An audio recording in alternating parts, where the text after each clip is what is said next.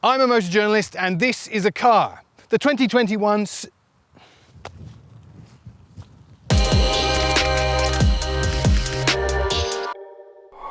One of the reasons Australians love Subaru's Outback is because it creates such a good balance between on-road ability and all-terrain off-road ability.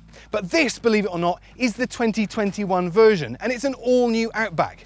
I'm here to find out if it can still strike that excellent balance. Unless you put the previous version Outback directly alongside the 2021 version, you'd probably struggle to find any of the differences, but it is a complete redesign. Perhaps one of the easiest ways to explain that is in the new headlight design, and the entire front bumper is a new look as well. This new silver front trim varies according to the variant exactly. The new grille as well, as I say, put them side by side and you will see the differences, otherwise it looks fairly similar on the road. New wheel design as well. This particular version, the entry-level version, gets an 18-inch wheel, but they all do. That means you can put a nice high-sided tyre on for extra all-terrain ability. Along the side you'll get this very nice all-new Subaru Outback all-wheel drive sticker. You don't have to have that, you might prefer to opt for the one with just lovely paintwork. Something that is a carryover I'm particularly pleased to see are these new roof rails, standard, but they've got that clever design so you can spin the roof crossbars over. They always live on the car. Nice practical feature that. There's plenty of unpainted plastic guards down the side for a little bit more durability off-road if that's what you choose to do, and that carries through nicely into this redesigned rear bumper with lots more unpainted plastic and more of this nice classy looking metal look trim. Perhaps one of the easiest ways of pointing out the redesign are these new rear light clusters. Subtle, contain a little bit of LED technology in there. That's the outside. Subtle, effective, you be the judge. There's plenty more to talk about in the interior though. The previous Outback had an absolutely cavernous interior, and I'm pleased to say the new version feels even bigger, and that's because it is. The rear seat has more knee, hip and leg room, and at the back 10 extra litres in the boot means it goes to 522 litres of boot space. It feels more spacious and a sense of familiarity up front as well, and that's a good thing because the previous Outback cabin felt warm and comfortable and well laid out.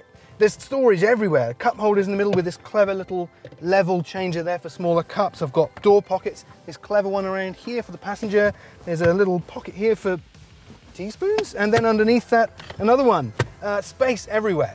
But of course the main thing in the interior is this new central touchscreen. It's gone from landscape to portrait and it now measures 11.6 inches. It's huge.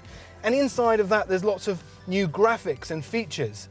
It's not exactly glamorous, but it's a metaphor for the whole car. It's not pretentious, but functional. One bugbear with this though is it doesn't have native navigation. I know a lot of people will say, well, that's because you use your phone now for everything, but I'm a bit of a Luddite. And if you go for the top spec touring version, you get a CD player. So don't tell me there's no room for nostalgia and technology in here. The big thing with this car though is how it drives. It goes well on the road and it goes well on off-road in the old version. So I can't wait to get out there and see what it's like in the new version.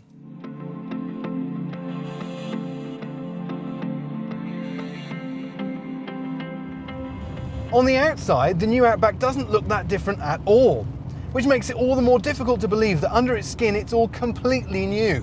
It's rolling on Subaru's new global platform, or SGP, and it changes everything. I cannot believe what a difference it is to drive the new Outback. I was expecting subtle changes here and there, but it is completely revised, and for the better.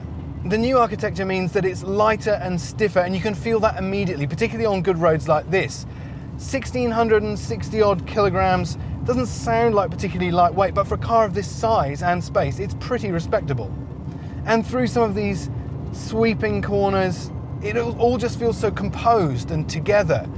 The steering is instantly far sharper than the outgoing version. And if you're getting in this car to have a good time behind the wheel, then you're going to be as surprised as I am. Other benefits from the new platform include reduced noise, vibration and harshness levels in cabin.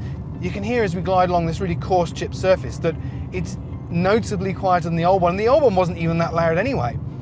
The ride is really smooth, but when you chuck it through some corners, it rewards you with resistance to body roll and really good composure.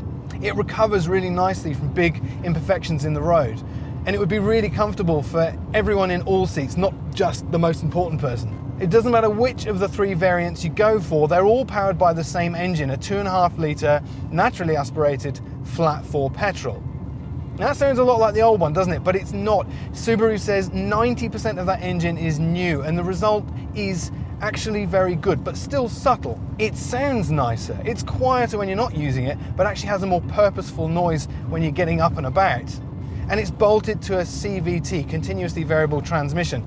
Subaru has always been pretty much the leader in CVTs, and with the fine improvements and enhancements they've made to this version, I honestly don't think I've driven a better one.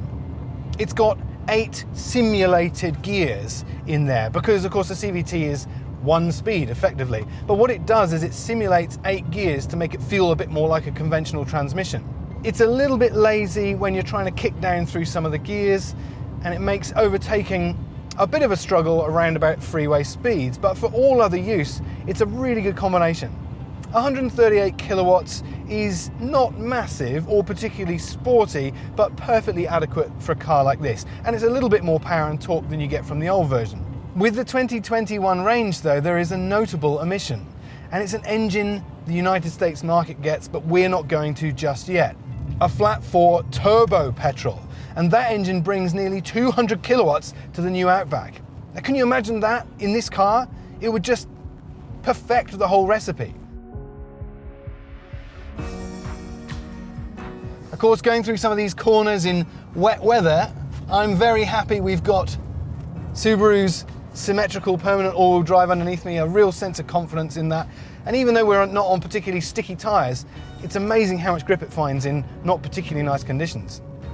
On roads like this, you realise it doesn't feel like an SUV. Take it off-road and it does exactly what you want an SUV to do. But all the time it doesn't carry this persona of an SUV. And that's what's so special about this car for me. It does everything you want it to without being pretentious, and there's a humbleness to it. And with the new version, you get a system that was introduced on the Forester, a driver recognition system. Every time you get in the car, this little sinister black slot here has a look at you, and it recognizes your face, and it can set up some of your favorites in the car for you without even having to press a single switch.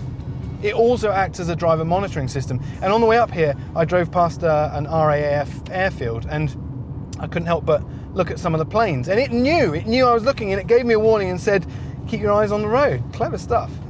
It's also a very clean center console. There's very few switches and buttons anywhere now, and that's because Subaru has incorporated a lot of the functions into its new touch screen. It takes a bit of getting used to, and I'm not sure I really like that. I like easy hot buttons to press, but it's actually very intuitively done, and it doesn't take long to get used to that touchscreen. I'm delighted that the Outback has taken that on-road manner up another rung. It's taken all of those things that made the previous version a real joy to drive on the road and enhanced them. I didn't believe it was going to be that much of an improvement, but it really is.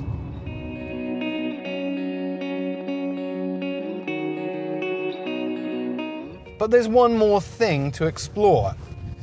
And that's how this car goes when the sealed road comes to an end.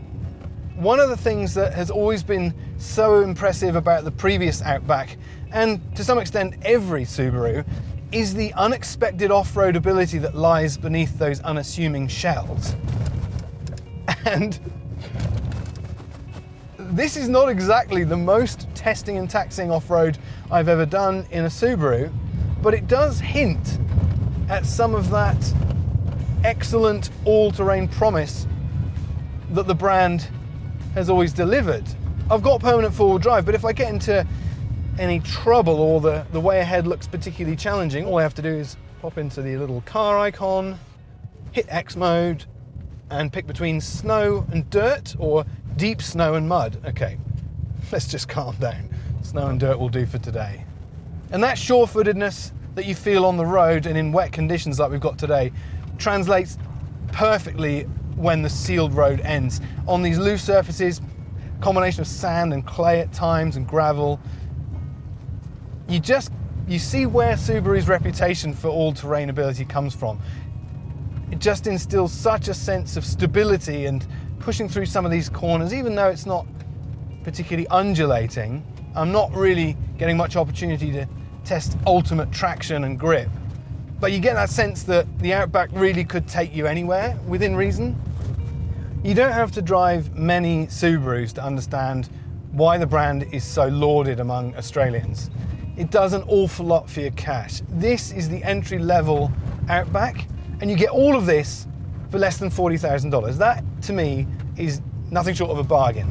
With the Subaru global platform underpinning this model, and a really great package of on-road dynamics, some great safety features, typical Subaru off-road ability, and wrapped up in a package with some great features and clever safety technology, I can't see how it's not going to be another great few years for the...